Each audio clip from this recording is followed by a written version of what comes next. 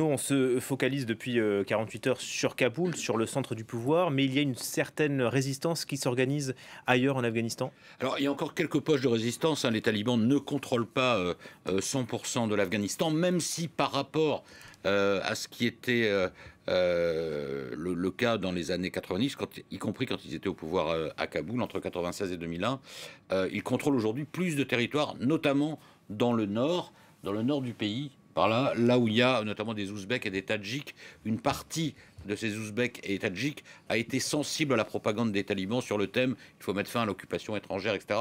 Donc a rejoint leur rang, et donc ça leur a permis d'avoir une assise géographique plus forte dans cette partie du pays. En revanche, il y a un endroit qui résiste encore et toujours aux talibans, c'est la fameuse vallée du Panjshir. Donc c'est une vallée, vous le voyez, qui est à une centaine de kilomètres au nord de Kaboul, qui est un endroit extrêmement escarpé, très difficile d'accès.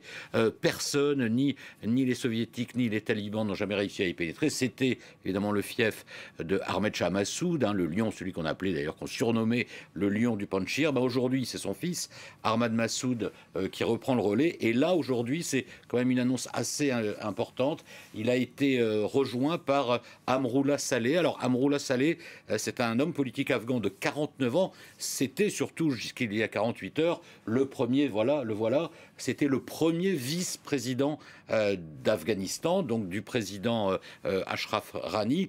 Il est considéré comme un homme efficace, intègre, extrêmement anti-taliban. C'est son combat depuis 20 ans. Tout jeune, déjà, il avait rejoint les rangs de l'Alliance du Nord avec le commandant Massoud, donc le père d'Ahmad Massoud. Ensuite, il a dirigé les services de renseignement de 2004 à 2010. Puis, il a été ministre de l'Intérieur en 2018-2019. Il a été soutenu par Ashraf Ghani. Et aujourd'hui, il dit qu'il se rend dans la vallée du Panjshir pour organiser la résistance. Et il déclare: je ne décevrai pas les millions de personnes qui m'écoutent.